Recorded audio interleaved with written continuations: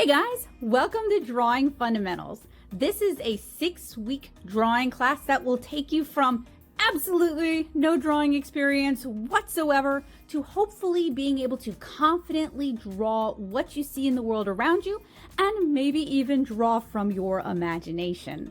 I'm Becca Hilburn. I'm a watercolor comic artist and illustrator. I teach art on and off the internet and have done so for about a dozen years. And I also have an MFA in sequential art from SCAD. So my goal for this program is to teach you guys the skills that you'll need to start drawing. While I do have some tutorial series here on this channel that work on drawing fundamentals, this is kind of meant to be a from the very beginning approach. This is a 6-week class. We're going to be breaking this down into 6 different sessions, and hopefully I'll be able to teach you everything you need to start drawing with confidence. Today, we're going to be learning some drawing fundamentals and some drawing basics. We're going to be learning some warm-up exercises, both stretching our hands as well as on the page. We're going to be talking about some of the basic geometric shapes that you're going to need to know to be able to draw using constructive drawing or volumetric drawing, which is the system of drawing that I like the best and I prefer to teach. So I hope you guys are ready to get drawing with me today. The materials you're going to need to draw along with me are a sketchbook. I would really recommend a larger sketchbook. This is a 10 by 14 sketchbook. We want plenty of room to stretch out and draw, and do not be afraid of wasting pages or wasting paper. There really is no such thing when it comes to learning how to draw. So I would also recommend that if you're going out shopping today or you're scrounging your own art stash, a less expensive sketchbook is probably for the better. Not those nice hardbound sketchbooks. That's not what we're doing today. I would really recommend inexpensive spiral bound sketchbooks that are actually sketchbooks and have a texture to the paper. I'm going to be drawing with color pencils. That is my preferred sketching tool. The pencil itself has a little bit of flex. They are fairly inexpensive. I'm using Blick color pencils for this. And also it removes the temptation to erase. We're really going to be focusing on laying down those fundamentals, drawing and redrawing and assessing what we're doing. So for today, we really want to avoid using something that's going to make you tempted to erase. So we're going to start by talking about some very basic geometric shapes like triangles, circles, and squares, things everybody should be familiar with, but I want to make sure we're all on the same page. And we're going to build from there. So if you're new here, hi, hello, welcome. I'm Becca Hilburn. I make the watercolor web comic 7-inch Kara, which you can read at 7inchkara.com. I'm also a fairly prolific watercolor illustrator. My work focuses on life in Southeast Louisiana, and it has very feminine themes. That's just what sparks joy in my heart. I have had comics in several comic anthologies over the years, and I teach here on YouTube as well as through various libraries and private institutions. Like I mentioned earlier, I have a Master's of Fine Art in Sequential Art, which would be comics and children's books, from SCAD. And I have been teaching here on YouTube for about 10 years. I've also taught marker, watercolor, and drawing and comic workshops at Comic Cons and Anime Cons across the country. So if you guys are interested in checking out some of my work, you can find me on Blue Sky, Threads, and Instagram, as well as at my website, natosoup.com, where you can find more information about me. So I would love to get to know you guys a little bit, especially if you're new. So if you would not mind, please take the time to introduce yourself down in the comments below. So when you are starting your drawing journey, it's really important to have some goals in mind. Now, your goals can be just as simple as, I would like to learn how to draw because I think it's cool and I think it's something that would bring me joy. You can want to learn how to draw because you're looking for a relaxing and inexpensive hobby, and drawing is phenomenal for that. Or you may have something a little bit loftier, like you want to learn how to draw because you want to start selling stickers, or you want to start tabling at artist alleys, or you have a story to tell. I started drawing as a kid, like a lot of artists do, for pleasure. I enjoy drawing, and I kind of fell out of it because I failed to pass the talented art test, and it just really discouraged me at the time. But I got back into drawing when I discovered manga at 13. I realized that I really wanted to make comics. I had a lot of stories to tell. I was already a writer, and I wanted to be able to draw my own stories. So being able to make comics fueled my desire to learn how to draw. Having these kind of goals, having these kind of motivations, these kind of grounding points to remind you of what you're doing and why you're doing it can help you kind of have a bedrock that you can cling to if you get discouraged. And I will just be really blunt with you guys. Drawing can sometimes be discouraging, just like it can be wonderful and relaxing, and it can allow you to find yourself. Sometimes what you have in your head isn't what comes out on paper. Sometimes your skills are just not quite there yet. And I really want to use this series to encourage artists who are of any age, who are just starting out, to really try to push past the feelings of discouragement, the feelings of not being good enough. While I do believe there is such a thing as natural talent, some people have better fine motor skills, some people have better vision, some people have a better ability to envision things in their mind's eye. I do think drawing is a teachable skill, and I would argue that I don't have any particular drawing talent. It's more like I have ADHD. Drawing and art are my hyper focus, and I was willing to sink thousands of hours into pursuing it and still continue to sink time into it every day, all the time. Now, do you have to dedicate every waking hour to drawing? Absolutely not. You can do an hour a day, you can do 5 hours a week.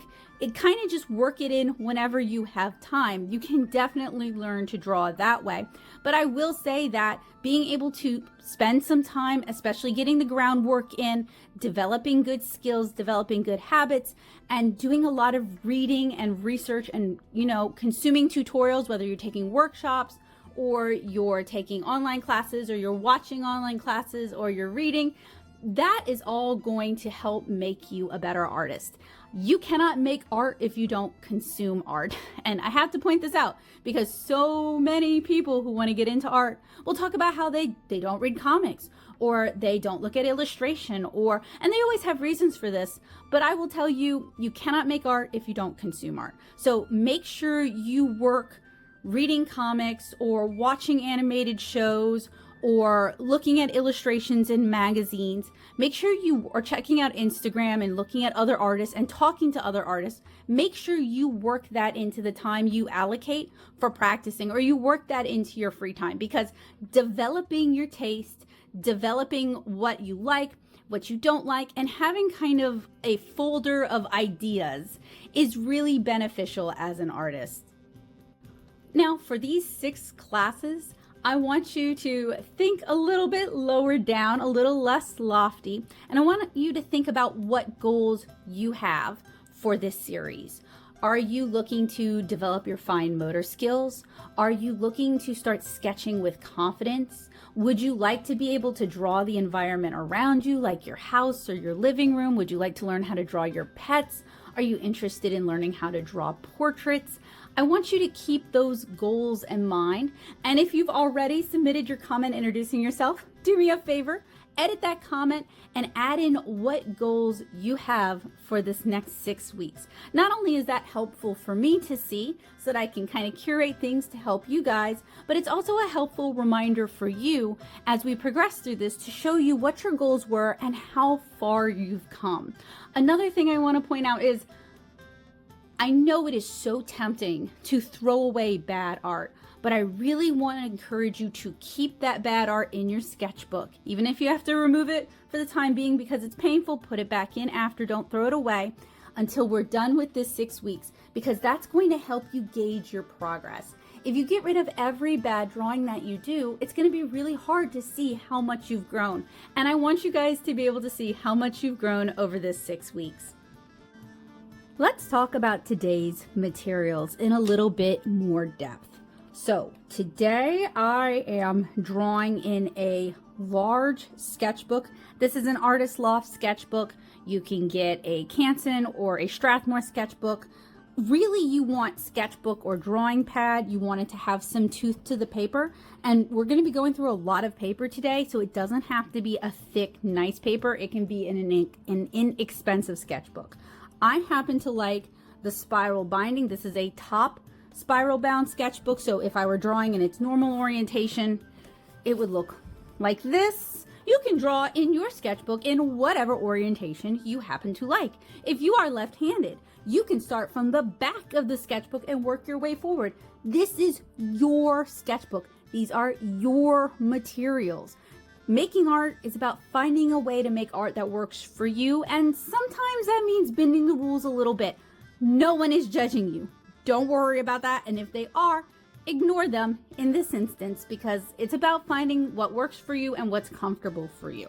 So this is over to the left-hand side because I am right-handed. If you were left-handed, you literally just work like this, okay?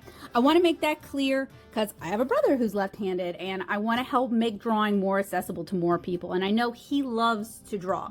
Some people don't like sketchbooks. They like loose sheets of paper. You can get a top tape bound or a side tape bound, and that way you can tear the paper out, manipulate it at will. My big request is that you put your sketches back into your sketchbook, or someplace to keep them so that we can compare them later. In this instance, I would really recommend not copy paper, just because copy paper tends to have a really fine finished surface. Now, if you don't want any tooth to your paper, that's fine. And tooth is like the textured surface that gives your pencil some feedback. Here, give me a sec. I'll give you a demonstration.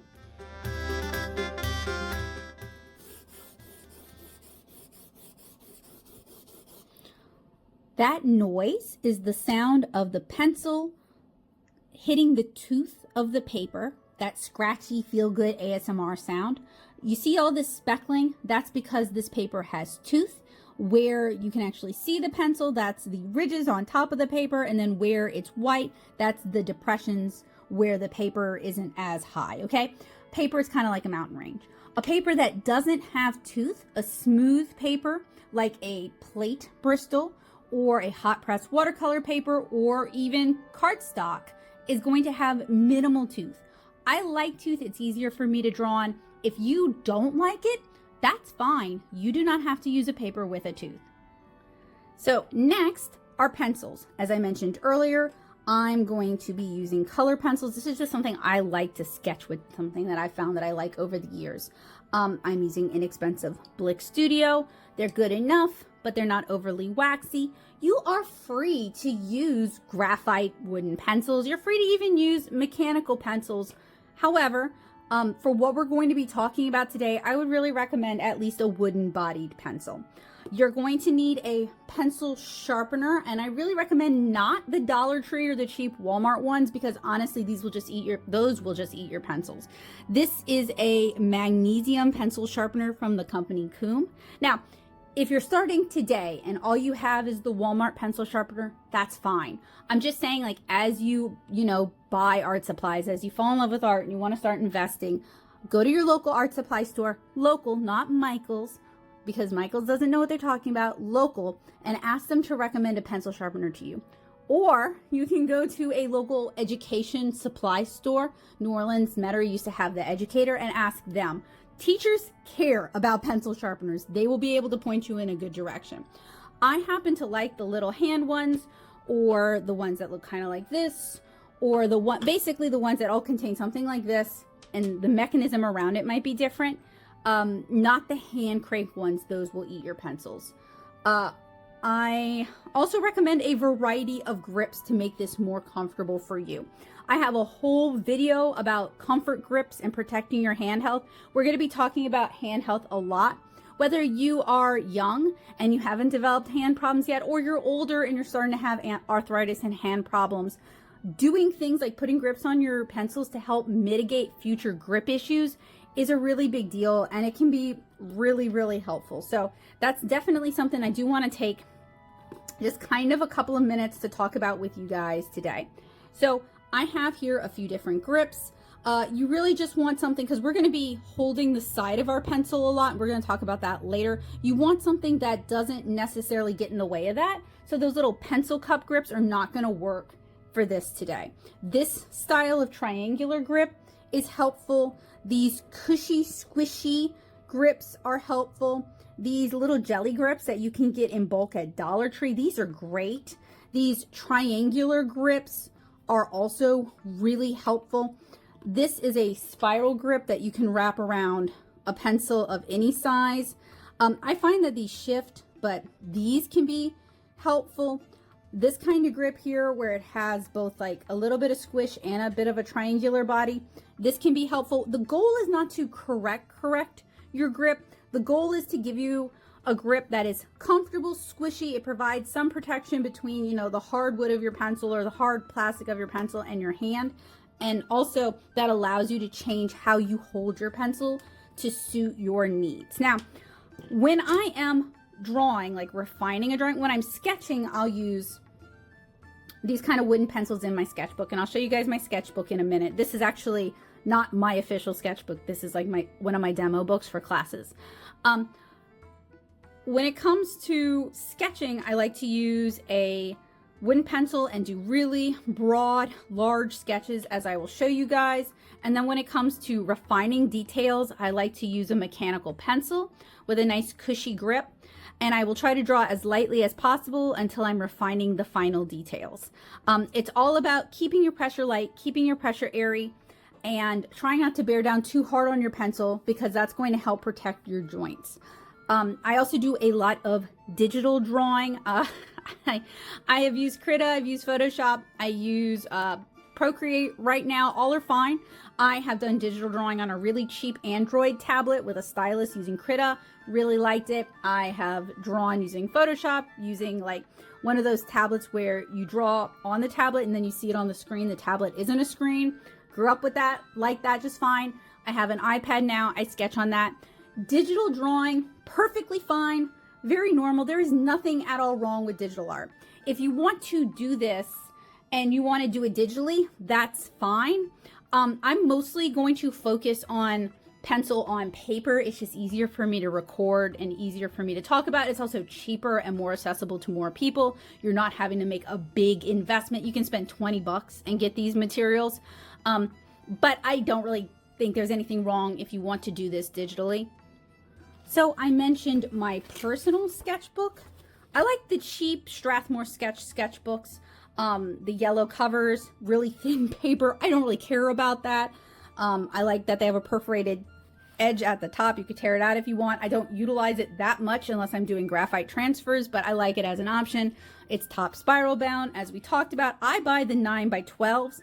I really do recommend, and I need a purse size sketchbook for like notes and ideas, but I really recommend you get a larger sketchbook to give yourself room to draw. So I just kind of started this sketchbook, and these are really just sketches. Like, they're really loose and kind of grody looking, and that's fine. I'll show you guys. These are kind of like thumbnail sketches. They're just concepts. When I'm sketching, I use a combination of imagery and words, because I'm more really a verbal thinker than a visual thinker. So like creating my ideas here, doing a few different iterations, scratching things out, redrawing them, writing in words. That's how I like to work.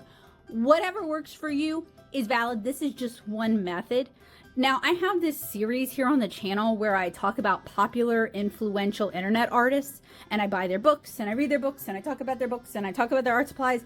And one of the things that I am always annoyed by is they don't show their sketchbooks. I think it's really important to see how other artists think and how they organize ideas, and it's always interesting to have different viewpoints, not because one way is right or one way is wrong. It's about finding what works for you. It's just neat to see how people think. So this is how I think. This and Pinterest and sending myself photos of things on Discord, and I'll show you guys my digital sketches in a minute, because all of these were refined digitally. And as I mentioned, I am primarily a watercolor artist, watercolor comics, watercolor illustration. So I often will start traditional with a sketch using colored pencil in my sketchbook. The point is not to erase or for it to be pretty. The point is to get ideas down on the paper. So these are a few concepts that I'm going to be working on in the near future. And then this is, I got an iPad for Christmas. I've been nagging for one for a while. I finally got one. I'm the kind of person who, when I get technology, I'll keep it for like 5 or 6 years. I will ride it into the dirt. So this is gonna last me for a while. I knew I wanted a paper screen on it, a paper page protector to give it that kind of tooth. So that's something I bought like at the get-go when I received the iPad. I also bought like a special tip to make it feel more like paper, as well as a special grip to make it a little easier on the hand. And something I like about this is I can actually like sketch on the side. So I like to use Procreate currently. That's what a lot of artists like to use. So you guys will see I will like import a sketch, and this is actually my art. I wanted to do chibi versions of like my start to finish watercolor girls, but do it entirely digitally to try and push myself to get more comfortable with Procreate. So that's something I'm kind of working on in the background.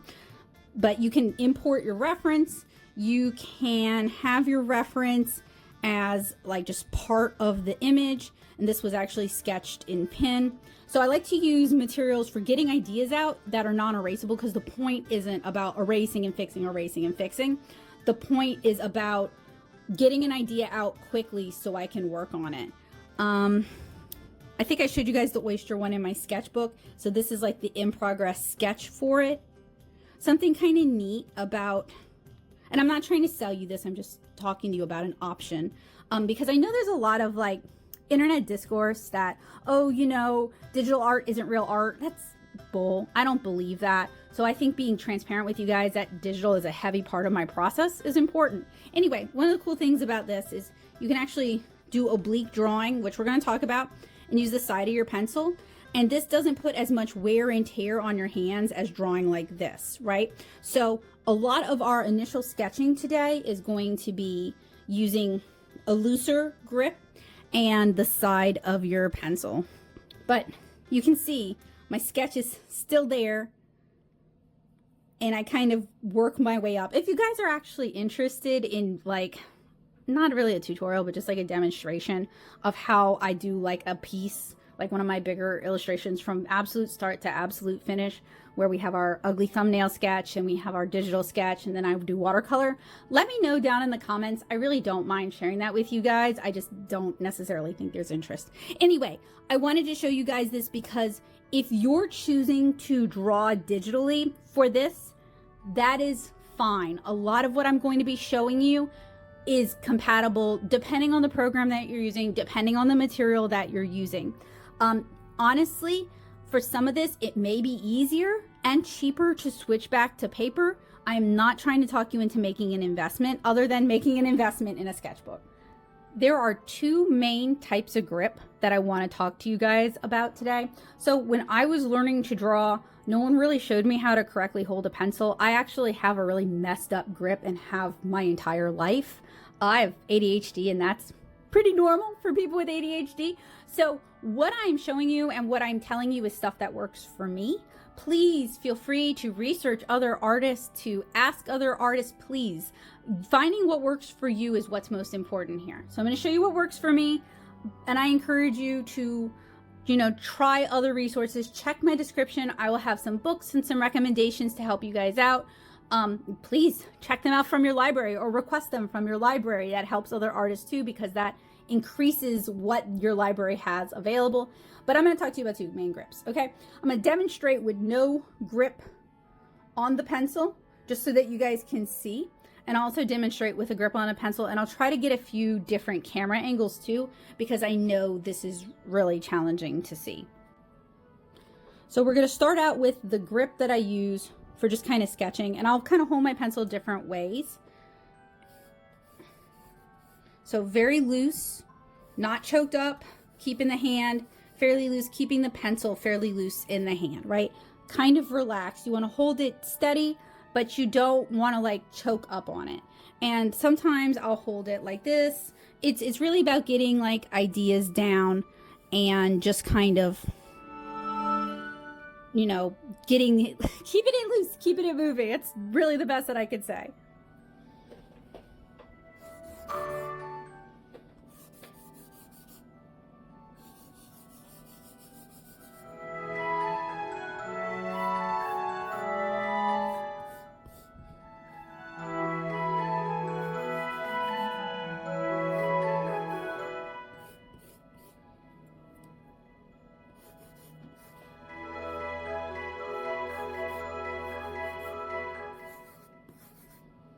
This type of grip is really good for really blocking in basic areas, whether we're doing like a still life or a landscape or we're sketching in a person. It's really good for large, loose sketches. I'm trying to use as much of my arm as possible. So I'm not doing like teeny tiny finger movements. I'm doing broad, at least from the elbow down, not even wrist movements, bigger movements. So this is one of the reasons I really recommend a larger sketchbook if possible, a larger drawing surface if possible, is to give you room. This is going to help prevent wear and tear on your body. It's going to keep things looser. It's going to keep things more gestural. It's going to keep things more animated and more fun. It also just helps keep you from getting worn out as quickly or developing back and neck problems. And we are going to actually talk about stretches and warm-up exercises in a minute. I wanted to show you guys the grips first. So this is with a tripod grip on. I wish I had sharpened this. Actually, give me a minute. Haha, quickly sharpened it. Anyway, same thing with this triangular grip. So you want to kind of find like a broad area where you can rest your fingers on it.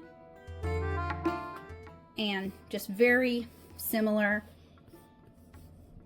just big and sketchy. And what this does is it just gives you more of a surface to rest your fingers on, and it just makes it a little more cushy, and it also just makes it easier to sketch with. And one of the things I like about these triangle grips is you can hold your pencil in a variety of different ways that are comfortable to you. The other kind of grip that I find myself using a lot is really more like a writing grip. Now, like I mentioned, hold my pencil just wrong. I have a lot of hand damage from this, so I'm trying to help you guys out as much as possible. And varying your grip can actually help prevent hand damage. So this is my other grip. You can see I will change it up. That's fine. This is really better for like the point of the pencil. It's better for smaller areas, finer details, sharper. So when I'm refining something, like I'm just gonna quickly like doodle a really terrible person real quick. Keep it loose using a side grip here. And this is just something for me to demonstrate tightening up. I do have tutorials on how to draw people. So then I might switch over to my like regular grip, my writing grip, if I want to refine details. But I really do recommend that you try to do as much as you can with the softer side of the hand grip, the looser side of the hand grip. And that's just to prevent, repetitive strain and to just kind of keep everything working for as long as possible.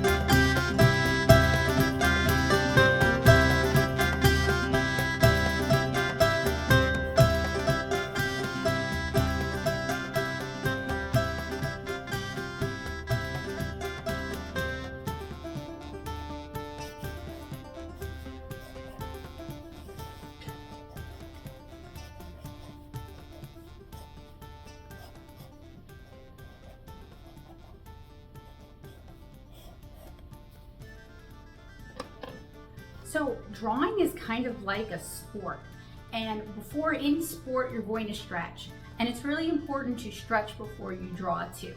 And this is something that a lot of artists say, and then we're really bad at putting it into practice. But just some basic stretches to kind of stretch out your back, stretch out your arms, this sort of thing can be really helpful. There's also some smaller, finer motor skill stretches that I'm going to show you guys sitting down at a tabletop. These were taught to me during PT and occupational therapy. I am not a therapist. I am not an occupational therapist or a physical therapist. I am an artist. These were the stretches taught to me that are beneficial to me. I think if you do them carefully and slowly, they can do no harm, right? If you are already in occupational therapy, if you already have hand issues, please consult your doctor and physical therapist first. There are also some wonderful books on the subject written by physical therapists. I will link those for you guys down in the description below. So here is your big disclaimer, but just also some basic movement stretches, like stretching out your back and your neck, and you would do that slower. I'm just demonstrating. That can be really helpful. While you're young and you're super limber and you're getting lots of movement in school and in play, you might not notice the benefit of these, but I promise as you get older, these are gonna help a lot. They're going to help with upper back pain, they're gonna help with headaches, and they're going to help somewhat at least with hand and joint pain. So, just some basic stretches to kind of open things up. I'm going to demonstrate something for you guys. This is usually at the end of or nearer the end of my stretch rotation after I've warmed up my joints, but just to save myself some sanity and resetting the stage, I'm gonna demonstrate it now. So after I've done the stretches that I'm about to show you guys, I have been directed to do, like, you elongate your arm and you pull your hand towards you. For me, I have a lot of pain right here. So it's also recommended that I pull this part of the hand, and you do it for both. And for me, it was like a 10 Mississippi count. You really want to, if you have ADHD or ASD, the thing I have learned from therapy is not to just like bam, bam, bam, bam, bam, the motions. It's really about taking your time and seeing how long you can make it take. Not pushing yourself to the extreme or doing it as far as it will go or doing it until it hurts, because our pain receptors often don't say, hey, it hurts, until we're doing actual damage. It's really about just like taking it slow and actually stretching it out rather than just going through the motions. And I have to point that out because while I was in physical therapy, my occupational therapist was just kind of letting me get away with stuff. Like, I was doing the motions and she's like, oh, that's very good. But people with ADHD and ASD often have hypermobility. So just because we can do the motions, it doesn't mean it's actually having a beneficial effect. And I wasn't noticing a positive effect until I'd done a little bit more reading on Ehlers-Danlos syndrome and that sort of thing, and realizing that, like, just because I can stretch a joint really far doesn't mean I should or that it's good. So I'm pointing that out because that's something I unfortunately kind of had to learn on my own. So I do really recommend, if you're somebody with physical pain, with joint pain, please do talk to your doctor about it. This was actually one of the first symptoms that I had Sjogren's syndrome, right? This was one of the first things that let me know to push further and that there was a deeper underlying problem. A lot of artists have been kind of brought up with this, like, just work through the pain, just push through the pain. That's really bad habit. Hustle culture and grind set mentality are actually really toxic for most artists and end up causing artists to cause themselves really severe physical pain, burnout, or even die from overwork. So I think it's really important to talk about that and just be honest about that. So stretching out like that, stretching the hand like that, and then there was another one about stretching the hand like this, and very slowly, I'm going too fast actually, moving the joint upward to stretch the upper back, and vice versa. And I'm sure there's a physical therapist watching who is screaming right now. Again, if you are experiencing any pain, I really do recommend you consult your doctor and your physical therapist for this, and consult some of the books that I'm going to link below, which are written by physical therapists. I'm simply showing you what I was shown in PT, and that works for me. So let's move over to the tabletop and I'll show you guys some of the hand stretches. So this isn't all inclusive of the variety of hand stretches that you can do to help warm up your hands. This is just a few that don't really require any additional accoutrement. If you have something like a needle that you can squeeze, or a stress ball, I've also found that just doing some basic squeezing exercises is beneficial to my hand without undue strain. I have found that those hand squeezers that you can get at like workout stores or Academy Sports or the Dollar Tree actually are too much strain for my hands, so that doesn't work for me, but that might be something that works for you.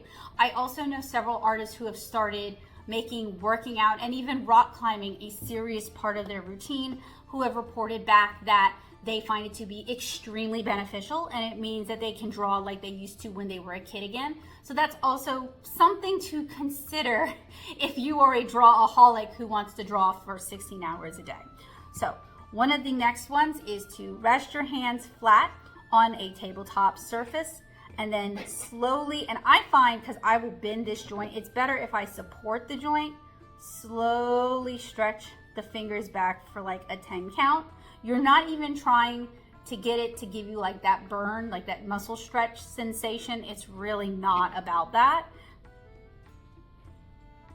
So the way it was shown to me, she was just having me do the first joint. And you can see I actually have, maybe you can't, a lot of unnecessary flex there, right? So that's why I found it more beneficial to support the whole finger.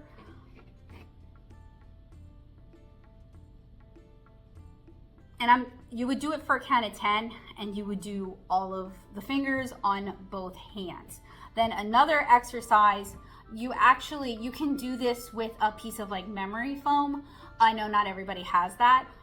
So you would do it on your lap, and I guess I'll move the table for that. It feels kind of weird to do that.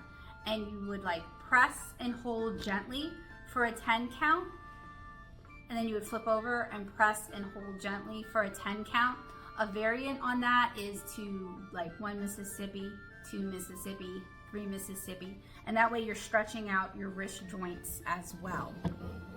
So those are a few hand exercises, hand stretches that can kind of help warm your hands up. Just like if you were gonna go for a run or you were gonna play pickleball or tennis, you would like do some stretches and do some warm up first. Stretching your hands is important. And on another note, you might think, well, I'm just going to be drawing for 4 hours. Sorry about the sun. I don't really have good spaces to record my face, so I apologize. We're working with what we got. You might think to yourself, well, I'm just gonna be drawing for 4 hours. I'm not doing anything that physically exerting. You really do need to make sure that you take breaks, that you stretch, that you drink water, and you have snacks. Low blood sugar can really give your hand the shakes. So if you're noticing that you're having trouble with your hands, if you're having like shaking, and this might be more noticeable for someone who's inking or somebody who's watercoloring, please take a break, get some fresh air, have a snack, and drink some water. Us artists are so good at this advice, and we are so bad at following it. So I keep mentioning that I have ADHD. A lot of artists also have ADHD. It's a very appealing field to people with ADHD. My brain doesn't register time. So something that I need to do is set timers to remind myself to do these things. Or you can like time it to a TV show or a YouTube show, right? Like, okay, when the show is finished and I have to put something else on, I'm gonna get a snack, I'm gonna go to the bathroom, I'm gonna stretch, that kind of thing. That can be really helpful too. And I think this is worth mentioning for artists of all ages because it was not a skill that was taught to me. So hopefully me passing this on can be helpful to you. So now that we have done some stretches, let's go do some warm-up drawing exercises back at the desk. Let's move on to doing some drawing warm-ups. Now, there's a bunch of different ways that you can do this. You can practice drawing from life. You can draw from reference. We're going to keep it really simple today because we're talking about drawing fundamentals, and I don't want to set something before you that might be too discouraging, although don't worry, I will challenge you. So I'm going to demonstrate a few different ways to do some very easy drawing warm-ups that will help get your hand ready.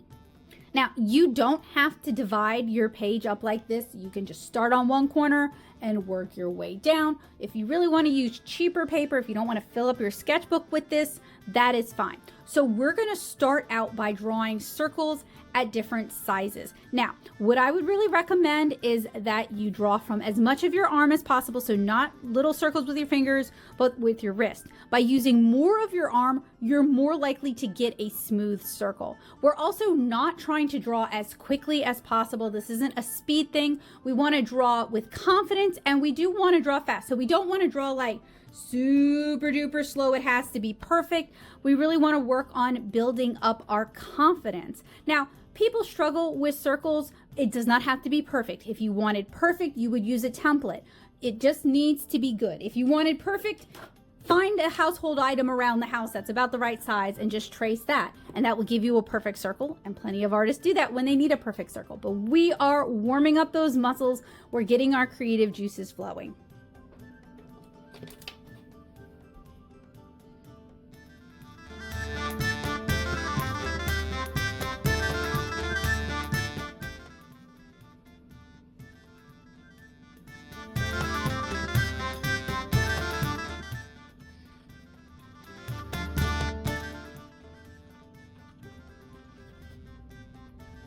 Next, we're going to practice drawing straight parallel lines. We're going to practice drawing them up and down, we're going to practice drawing them side to side, and we're going to practice drawing them diagonally.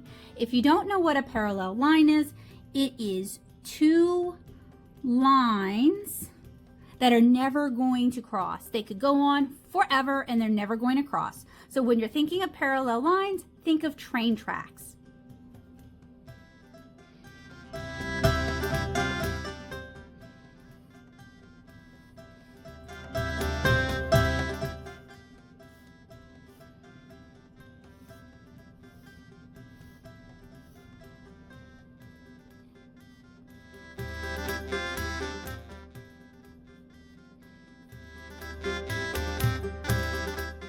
Next, we're going to practice drawing some squares and some rectangles. Like our circles, these don't have to be perfect.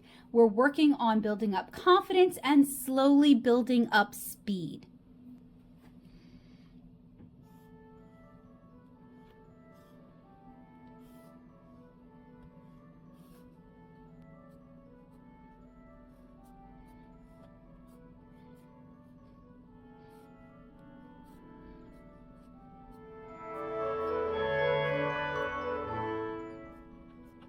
If this seems a little bit silly to you, this is about developing fine motor skills and building up muscle memory, which are really important for drawing with confidence.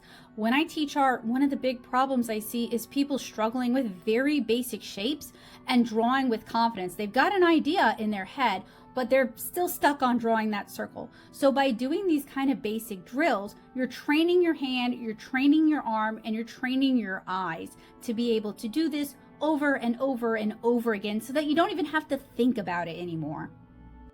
Next, we're going to practice something that requires more control.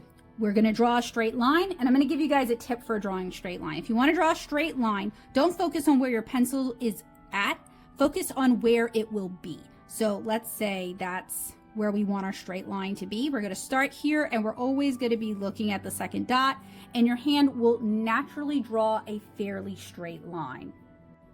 So what we're going to be doing is we're going to draw a straight line, and then we're going to connect it with an ellipse.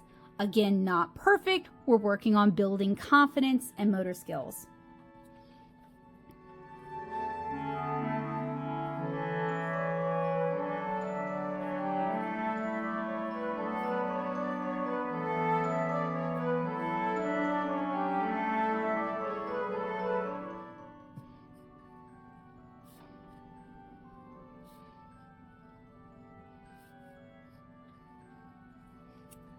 Now it's time to get a little bit loose. We're going to be drawing a variety of S curves going in different directions. And remember, the more of your arm you can use, the easier it will be.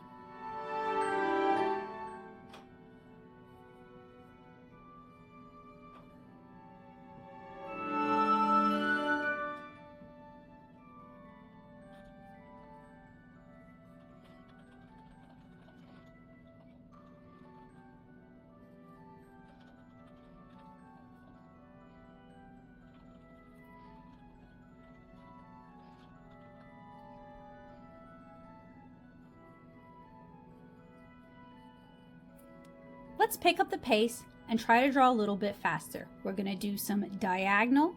That means going that way, basically not horizontal or perpendicular vertical lines, but we do want them to, not perpendicular, I meant that vertical. Perpendicular would be lines that are eventually going to intersect and cross, kind of like a right angle. Anyway, see, this is why you got to pay attention to at least geometry in math. Anyway, we're going to be practicing some diagonal lines. We're also going to be practicing some zigzags and some spirals and just kind of loosening things up and kind of starting to open things up a little bit.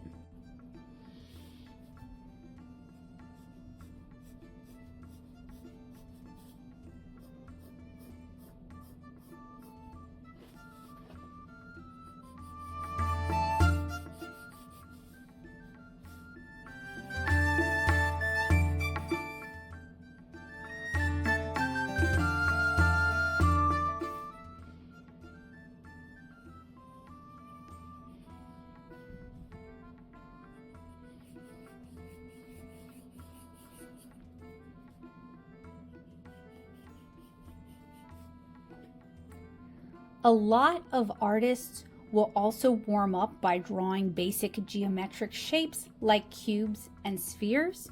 I realize that if you are just starting out with art, you might not be very confident with drawing those. We are going to talk about those later on in the video, and I really just want to focus on getting you guys warmed up, loosening things up, and building confidence. So put a pin in that. We're coming back to geometric shapes in a bit, but next we're going to just kind of continue to loosen things up. So next, we're going to practice drawing even more spirals. Now, the trick with spirals, confidence, right? But also control. Kind of know where you're going and try to keep your lines equidistant, meaning equal as we move away from the center.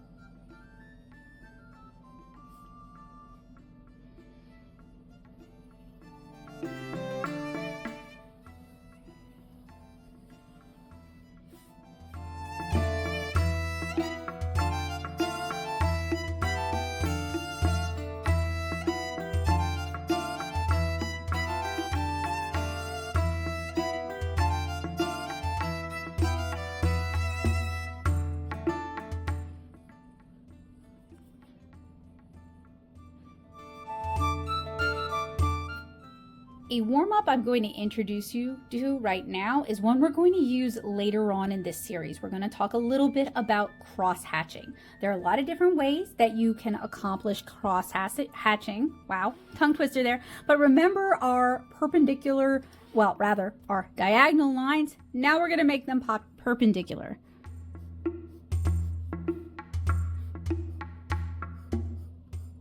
Now, there are a variety of ways to cross-hatch. This is not the end-all, be-all definitive on that. This is just a warm-up exercise that we're doing.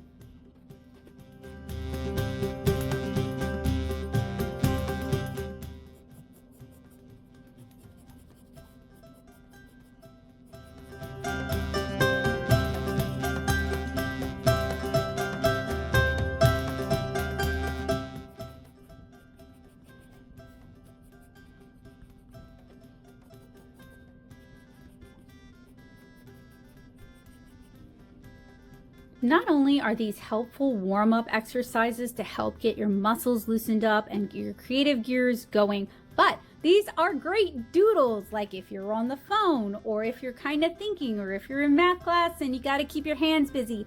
These kind of doodles can be a lot of fun and they don't take a lot of mental energy. They're also very easy to practice. You can practice them on scrap sheets of paper. You can doodle them in the margins, that sort of thing. So this is the kind of warm-up that you can easily work into your everyday life, even if you don't have huge chunks of time to dedicate to drawing. Now, I want to practice some other types of lines and mark making. These, again, drawing fundamentals. They are going to come up again later, but these can be used as drawing exercises, and I want you guys to just be familiar with them and the terminology as we move forward. we're going to start with vertical, meaning up and down, parallel lines, like that.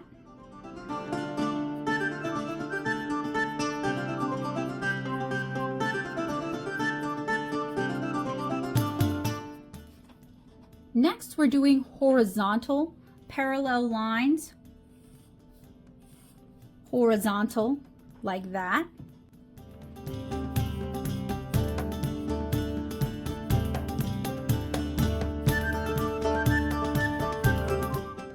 Now we're going to do a combination of vertical and horizontal parallel lines, alternating them.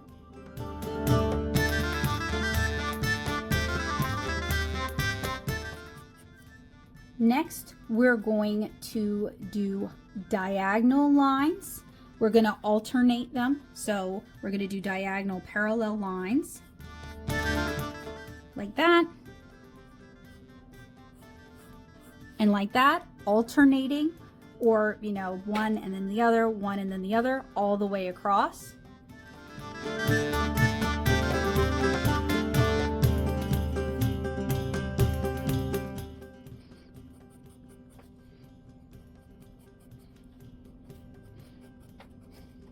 Next, we're going to practice some curve shapes. We're going to draw some downward U's.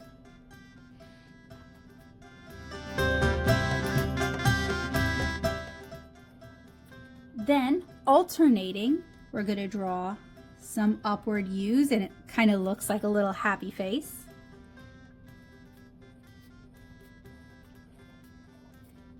Next, we're going to draw a line of spirals.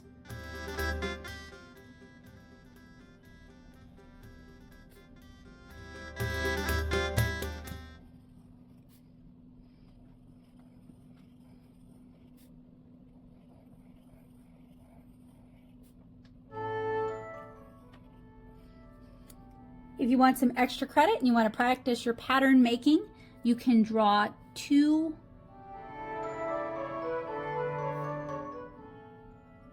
smaller spirals in between all of our spirals.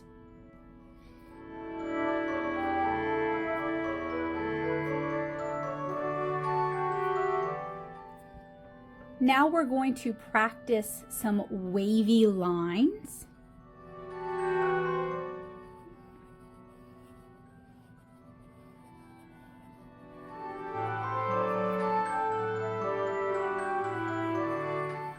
Next, some really sharp, spiky zigzag lines.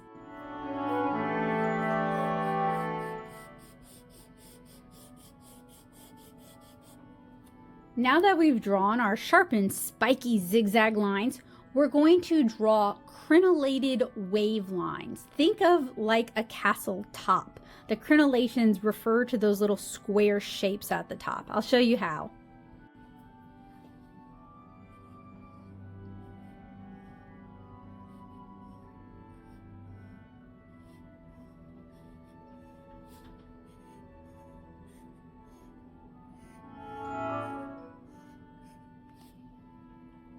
Now we're going to do something very similar, but it's going to form a triangle at the top instead.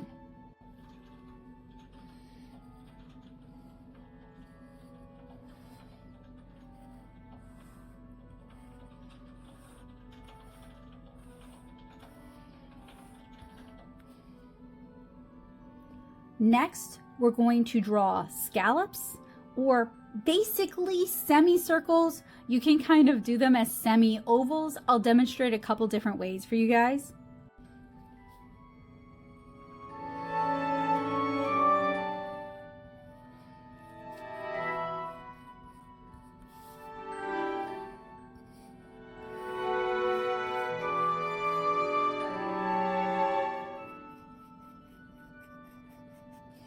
We've got a variant on that. We're going to do a horseshoe shape in a line.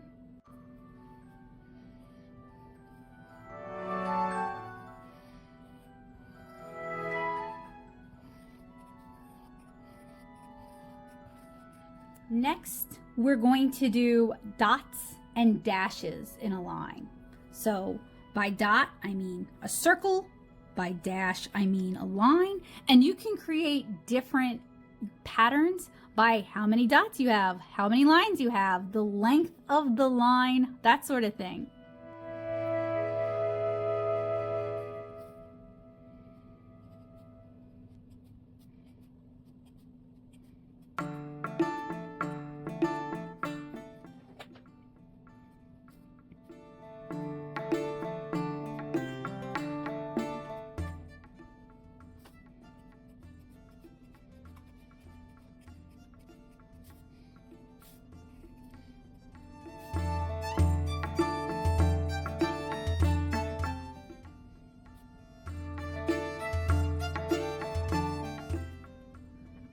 So with these different types of lines, I want you to think about what kind of emotions they evoke. Something like this might feel really happy and upbeat because it's got soft, rounded shapes. Something like this might remind you of a musical rhythm or maybe even embroidery. Something like this might make you start to feel kind of dizzy and confused. Something like this might evoke a lot of anxiety. Something like this might remind you of a very orderly sort of thing because we have these regular squares. Same thing for something like this with maybe a little bit more anxiety. Something softer and rounded like this might remind you of clouds, and something like this might even remind you of sewing or lace.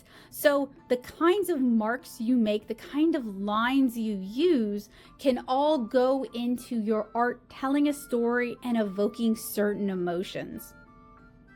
So now that your drawing hand is all stretched, it's all warmed up, maybe shake it out a little bit, maybe take a break, go get some water, stretch your back, go to the bathroom, because now we're going to be talking about basic shapes that you need to be able to learn how to draw, particularly if you're interested in learning how to draw geometric shapes and if you're interested in learning volumetric drawing. And these are just methods of seeing the world. They're not the end-all be-all. There are lots of ways to go about doing this. And if you take up an interest in art history, you'll see that different artists have approached different media and different approaches to seeing the world in a wide variety of ways over the years. I'm just giving you one framework to kind of start thinking about it and to make it more accessible. So these should be shapes that you should mostly be familiar with. It's okay though if you're not. We're going to start out by drawing circles. This is something that we did in our warm-up. And just kind of keep it loose.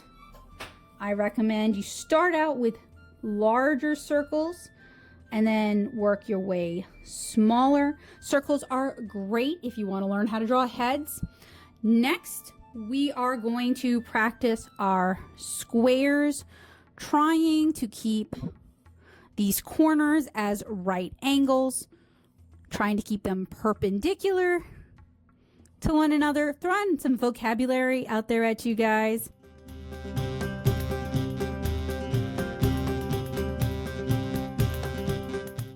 They don't have to be perfect. And keep in mind what I said earlier about drawing a straight line. We're not looking where we're at, we're looking where we're going. You know, perfect for just kind of keeping a healthy mindset in general. Next, we are going to draw triangles. You can practice a variety of triangles. These are helpful for pyramids and cones. And I should have mentioned earlier, squares are basically the building blocks of most things. Most of the shapes I'm showing you guys are the building blocks. Try drawing these shapes, especially the triangle, different directions, pointing different ways from different starting points.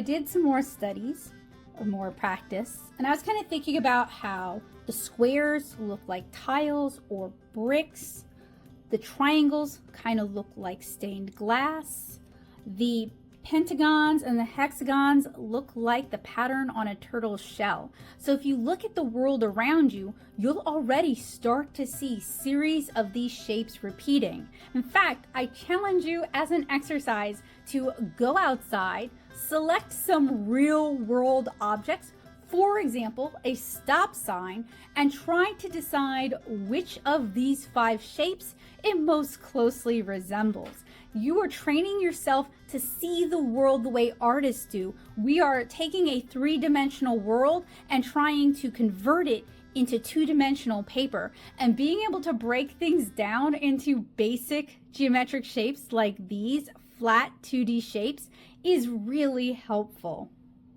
All right, so let's take what we've learned and apply it to some simple objects. And I'm basically just grabbing stuff from around my desk. So it's kind of a hodgepodge, but I kind of wanted just stuff that you might have around, not necessarily exactly the same as what I might have around, but household stuff that you can practice these concepts with.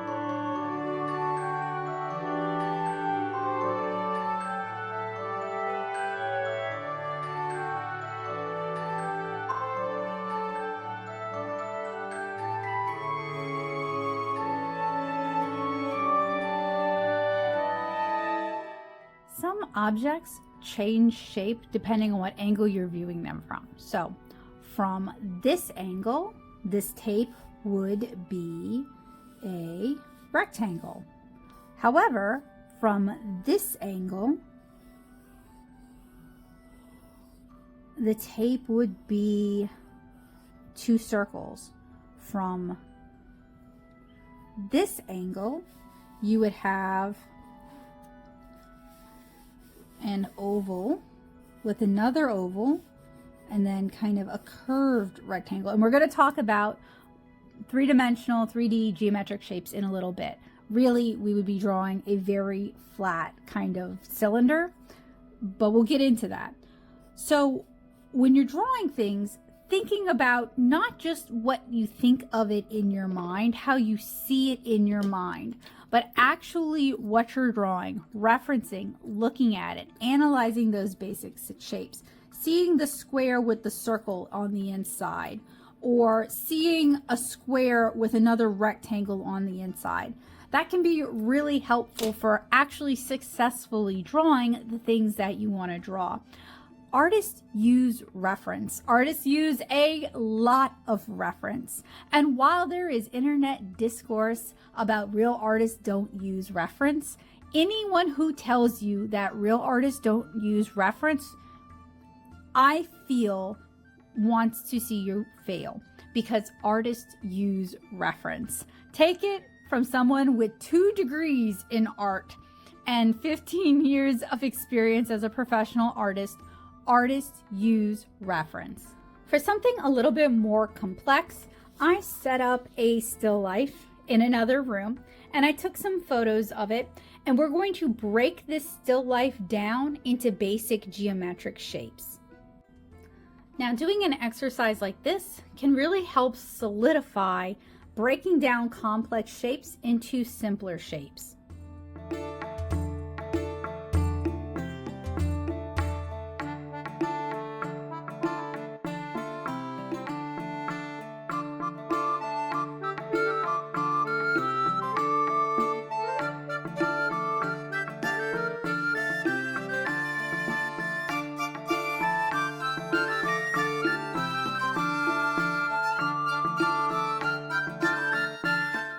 Even when you're more advanced as an artist, being able to see things as simplified shapes allows you to block in a more complicated composition and get everything kind of placed before you really start committing yourself to the drawing.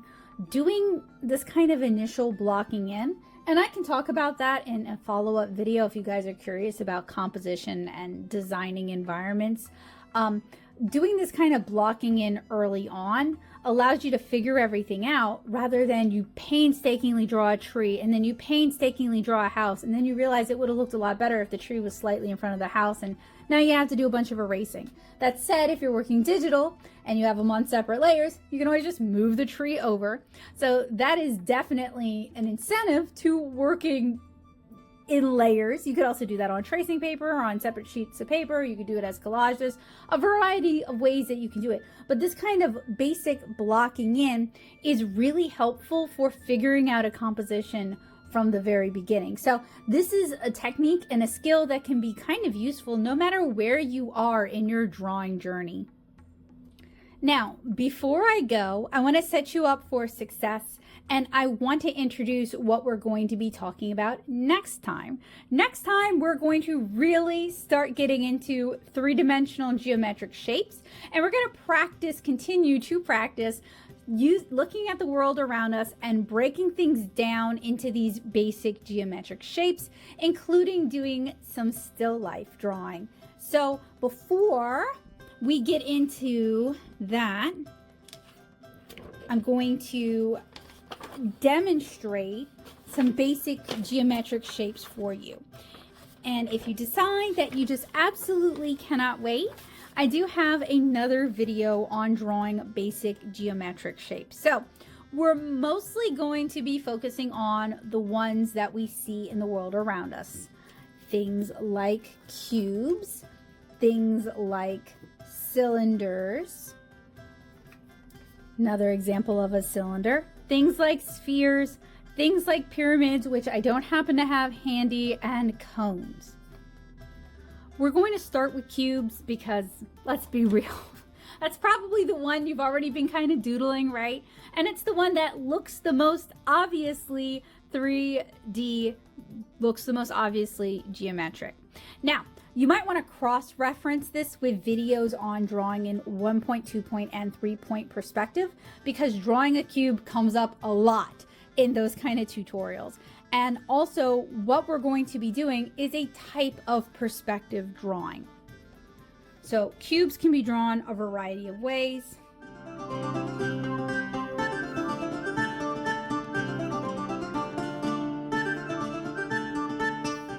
You can draw it like this, where it looks solid. You can draw it like that, where now it becomes more transparent.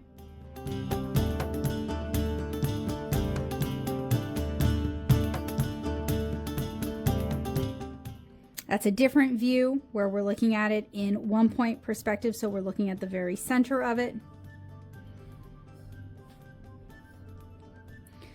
So if you are practicing drawing cubes, one of the things I would heavily recommend is getting a block, like a building block, a toy children's wooden block or a die, and drawing what you see from different angles. I mean, even, I have it handy. You have too. Haha, can you tell? And I fidget a lot. Even something like this, right? And then practice drawing what you see and changing the angle. And really, if I was drawing what we saw on each of these faces, it would be even more beneficial.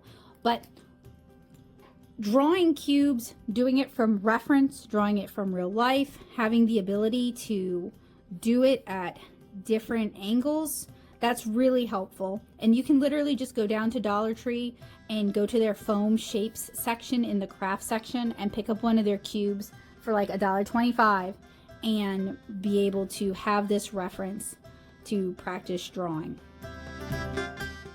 And this is actually one of the drawing exercises, one of the warm-ups that I skipped because I wanted to introduce you to the cube kind of on its own rather than challenging you to draw a cube before we'd really had a chance to talk about it.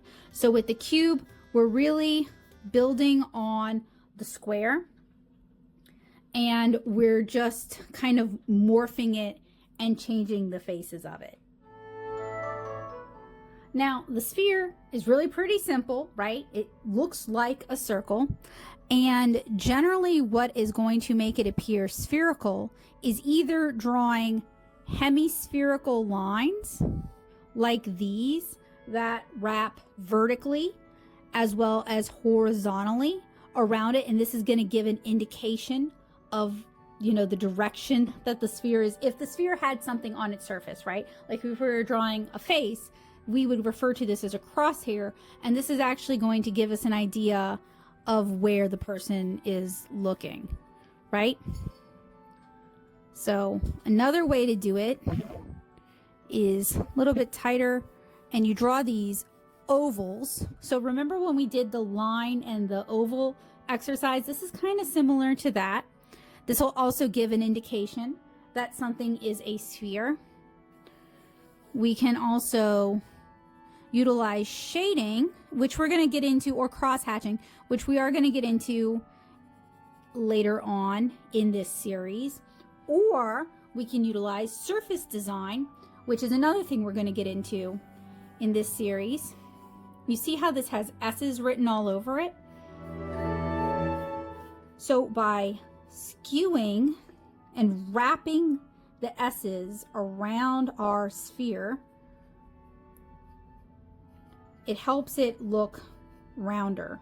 Of course, with this instance, it'd be more helpful if it was like a grid pattern wrapping around it, then you guys could really see it.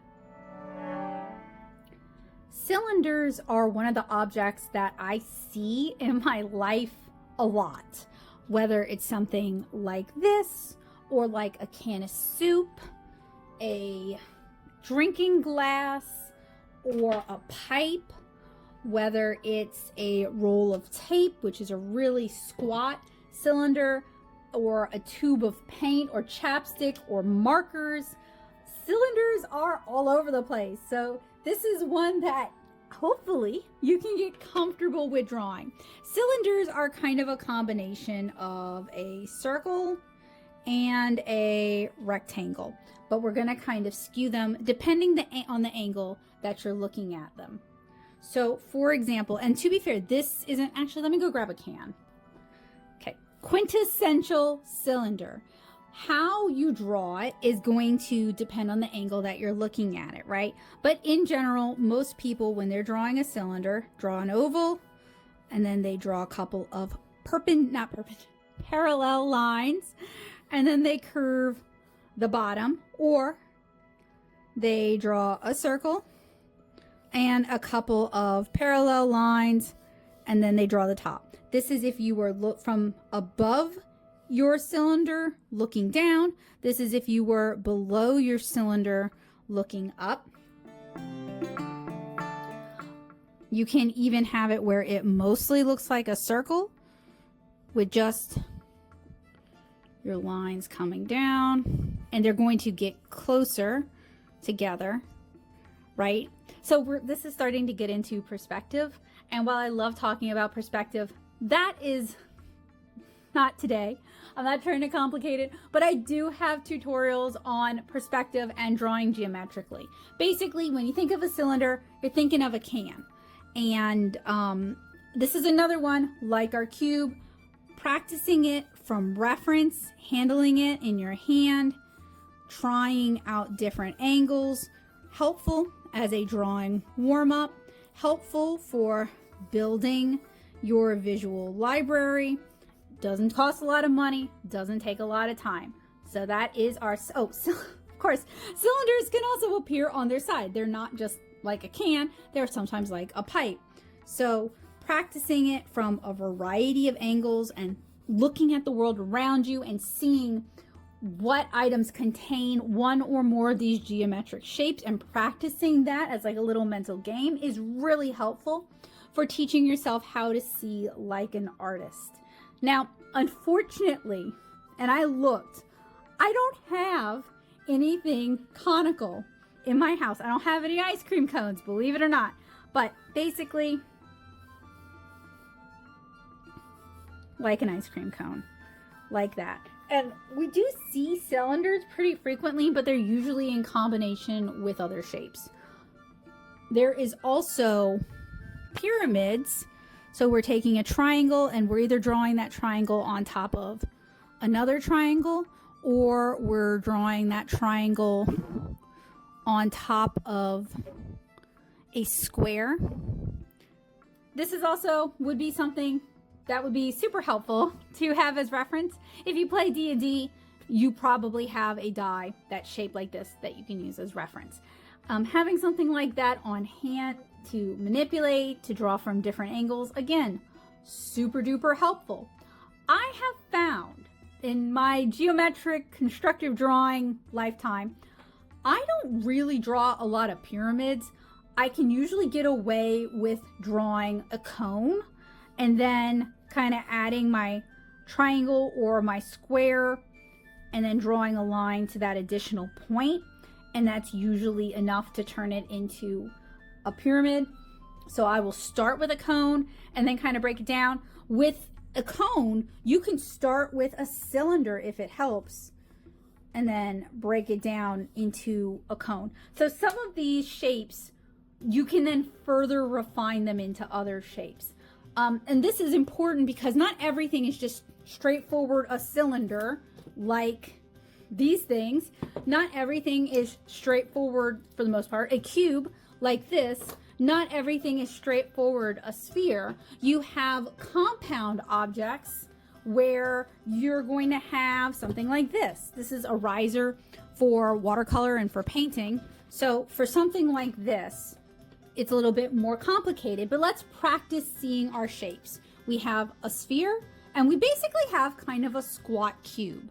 So we can draw our, oh, not on camera, sorry there. We can draw our sphere and then we can sketch in our kind of cubish shape. And then on top of it is a little like ridged pattern, kind of like pyramids. You can, for the purposes of what we're doing today, you can choose to draw that pattern in, you can leave it out. It kind of, you know, depends on how referencey do you want to get with your practice. And then at the top, we have a circle that cuts off some of our sphere. And then there are lines across the top. So a lot of drawing is noticing things, taking the time, slowing things down, noticing details, working them into your work. Another reason why good artists use reference, so that what you're drawing looks like what you're drawing. Even cartoony artists like myself, we use reference and we notice things.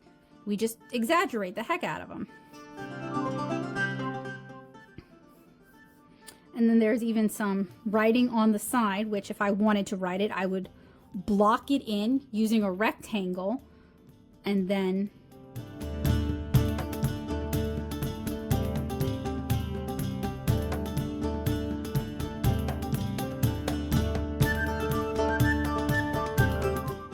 sketch it in like that. So you even have compound objects. In fact, you have a lot of compound objects. You might have something like this, which looks like it would be really complicated to draw. But what we can do is we can kind of imagine if all of the planes, and the planes are like this, would be a plane, like a solid sheet, I guess. if all of the planes were filled in. And then we can start breaking it down from there. We've got kind of the basic sketch going on. So we've got a cylinder up here at the top, U shape. And I'm going to do, next class, we're going to talk about exploded views. If you like what you're hearing here, I already have a How to Draw Anything series that I've shared here on YouTube that covers the basics of volumetric drawing, and it covers a lot of stuff. And I go into much more depth for some of these things in there, but this series is kind of meant to help people who are literally just starting out, and that maybe they didn't have art classes, or their art teacher didn't teach drawing fundamentals, or you can't afford art classes, or whatever, like to help you kind of fill in those gaps so that you have a good background in drawing basics, right? YouTube is full of channels that can teach you how to draw a variety of things. And I think that's wonderful. I wanted to make sure that there were good resources for people who are just starting out. So you can see we started with kind of a triangular, almost pyramidal shape. And now we're kind of noticing things. We're noticing the thickness of the metal and trying to use the side of the pencil to bulk up those lines in particular to give them some volume and some depth. We're noticing cutouts in the metal. I actually drew this way too long. I'm noticing that if I were going to redraw it, I would just redraw it shorter.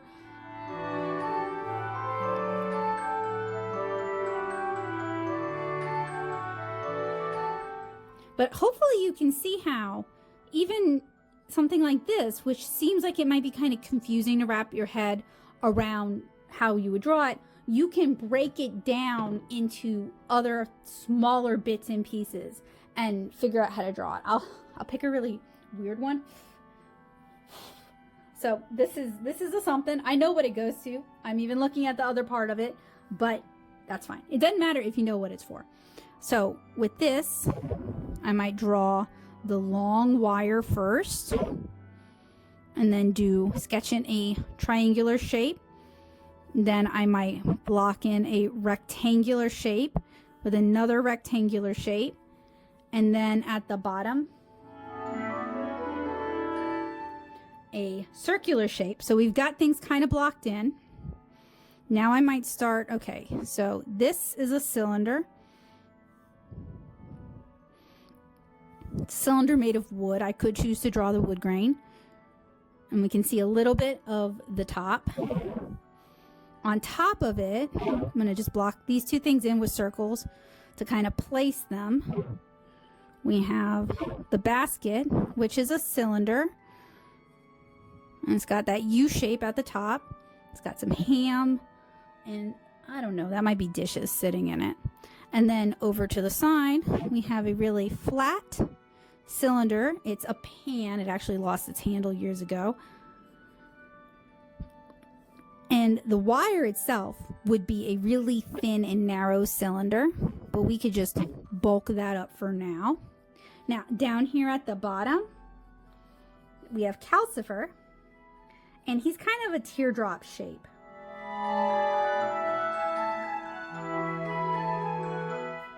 With like little triangular flames coming off of him. He is sitting on cylinders. Basically, they look like cylinders. Maybe they're more rectangular, I don't know, of wood. They kind of curve up. And them curving up is actually a reflection of his expression. So it's emphasizing that he's happy and excited.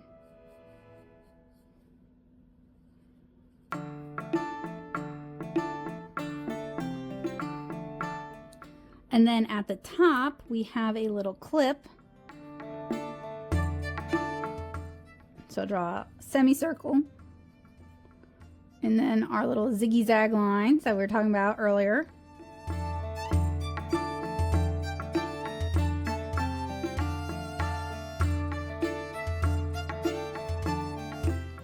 Okay, so you can kind of see how we can take a complex form like this, break it down into both simple shapes and simple geometric shapes.